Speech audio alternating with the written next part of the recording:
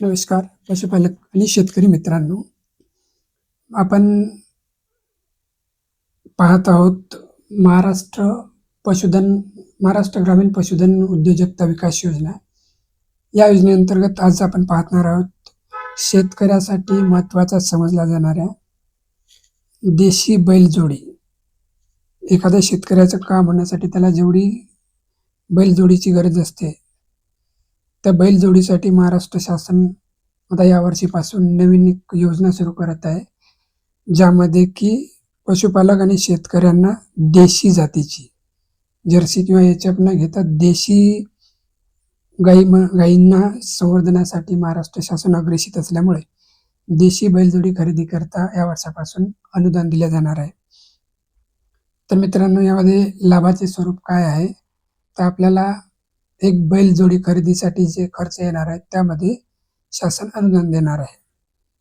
तर यामध्ये काय तुम्हाला आधी लाभाचे स्वरूप असं आहे, सर्वसाधारण प्रवर्ग म्हणजे जनरल आणि ओबीसी यांना 50% अनुदान आणि अनुसूचित जाती व जमाती यांना 75% अनुदानावर ही योजना राबवली जाणार आहे मित्रांनो. त्यानंतर मित्रांनो, यात कोण लाभार्थी म्हणून यामध्ये अर्ज करू शकतात, तर सर्वच प्रवर्गातील अल्प अत्यल्प भूधारक शेतकरी, ज्यांच्याकडे वनपट्टा आहे असे वनधारक आणि कोणताही नोंदणीकृत ऊसतोड कामगार. पण मग त्याला त्या ऊसतोड महामंडळाकडे नोंदणी असल्याचे प्रमाणपत्र आवश्यक आहे मित्रांनो. तर या लाभार्थी निवडीचे निकष आहेत जे बाकी योजनांना लागू आहेत तसेच. सर्वसाधारण प्रवर्ग, अनुसूचित जाती जमाती हे खालीलप्रमाणे उतरत्या क्रमाने प्राधान्यक्रम आहे मित्रांनो त्यांना. तर तो कसा, तर प्रथम प्राधान्य आहे मित्रांनो भूमिहीनांना, नंतर आहे दुसरे प्राधान्य अत्यल्प भूधारक, त्याच्यानंतर अल्प भूधारक, नंतर वन हक्कधारकांना आणि शेवटी महिला बचत गट. पण या पाचही गटामध्ये मित्रांनो जर अपंग असेल तर त्याला 5% वेगळं आरक्षण आहे आणि महिलांना हे 50% आरक्षण आहे. तर मित्रांनो, पात्रता काय आहे, तर तुमच्या स्वतःच्या नावावर 7/12 उतारा असलेला अल्प किंवा अत्यल्प भूधारक शेतकरी चालतो. मात्र वन हक्कधारक असतील तर त्यांनाही 7/12ची अट लागू नाही. भूमिहीन जर ऊसतोड तुम्ही कामगार असाल तर तुमची ऊसतोड मंडळाकडे नोंदणी असणे गरज आहे. तर मित्रांनो, देशी बैलजोडीची किंमत काय आहे किंवा याच्यामध्ये तुम्हाला अनुदान किती आहे, तर मित्रांनो शासनाने असं ठरवलेलं आहे की देशी बैलजोडी खरेदी करण्यापेक्षा जवळपास पशुधन खरेदीचा खर्च हा 1.5 लाख रुपये एवढा येतो. म्हणजे 1,50,000 रुपये हे देशी बैलजोडी खरेदी करण्यासाठी खर्च येतो. हा 1.5 लाख रुपये जो खर्च आहे तो पशुधन खरेदीसाठी येणारा खर्च आहे मित्रांनो. तर यामध्ये तुम्हाला विमा काढावा लागणार आहे त्याचा, तो असेल 10.20% दराने आणि अधिकचा 18% GST तुम्हाला द्यावा लागेल मित्रांनो. म्हणजे ह्या 10% आणि हा 18 म्हणजे 28% जवळपास 18,056 रुपये एवढी किंमत होते मित्रांनो, GST आणि विमा. तर तुमच्या एकूण बैलजोडीची किंमत होते मित्रांनो 1,68,056 रुपये. तर मित्रांनो, आपण जे वर अनुदानाच्या ठिकाणी जी रक्कम पाहिली होती 50% अनुदान, तर हे 84,027 हे 50% अनुदान राहील आणि 75% अनुदान हे 1,26,040 हे एवढे अनुदान तुम्हाला मिळेल मित्रांनो. तर यामध्ये टोटल प्रोजेक्ट कॉस्ट किंवा ॲनिमल खरेदीची किंमत एवढी आहे मित्रांनो 1,68,056. याच्या 75% आणि 50% एवढा लाभ तुम्हाला मिळेल. तर मित्रांनो, आता सांगितल्याप्रमाणे स्वरूप काय आहे, तर SC ST यांना 75% अनुदान आहे आणि OBC आणि जनरल यांना 50%.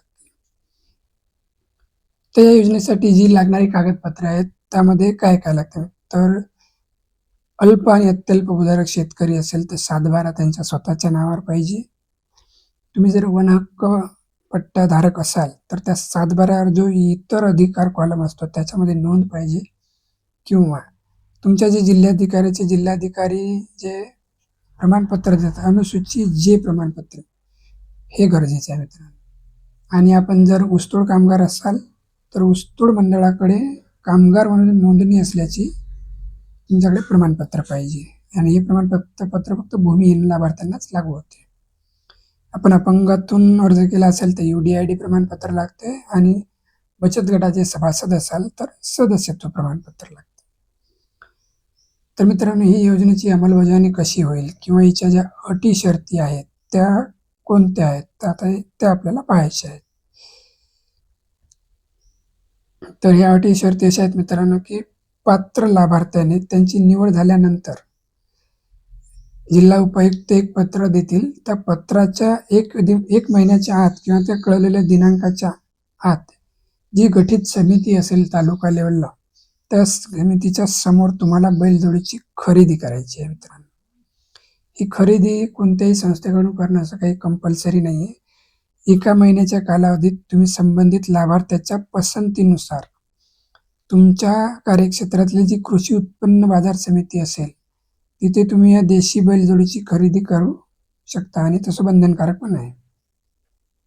पण जर लाभार्थ्याने दिलेल्या एका महिन्याच्या आत या बैलजोडीची खरेदी केली नाही तर मित्रांनो, तुमचं नाव हे प्रतीक्षा यादीत शेवटच्या क्रमांकावर ठेवण्यात येईल आणि पुढच्या लाभार्थ्याला लाभ देण्यात येईल.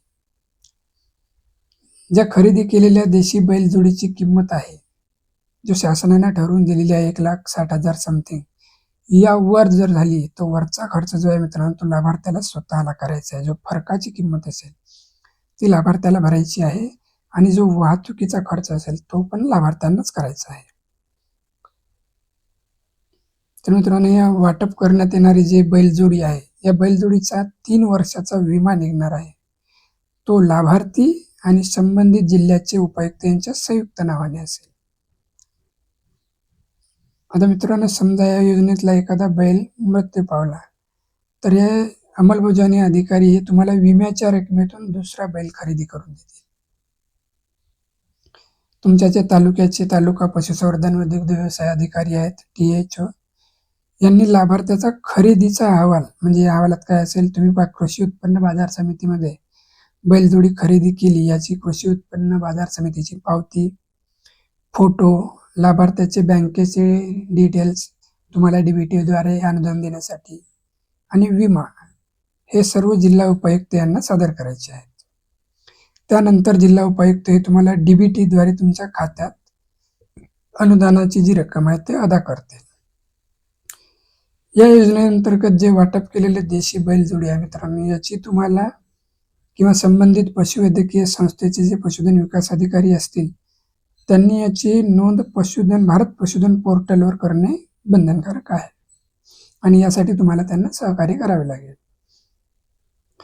तर मित्रांनो, या ज्या अटी आणि शर्ती आहेत या तुम्ही पूर्ण करणार याचेही एक तुम्हाला बंधपत्र यामध्ये देणे आवश्यक आहे. तर मित्रांनो, ही होती सर्वात महत्त्वाची योजना जी की शेतकऱ्याचा मित्र म्हणून जी बैलजोडी शेतकरी वापरतो त्यासाठी महाराष्ट्र शासनाचा महत्त्वाकांक्षी हा जो प्रोग्राम आहे यात ते शेतकऱ्याला बैलजोडी पुरवणार आहेत. तर मित्रांनो, आम्ही अशी आशा करतो की तुम्ही जास्तीत जास्त या योजनेचा लाभ घ्यावा आणि आपलं पशुधन आणि शेतीस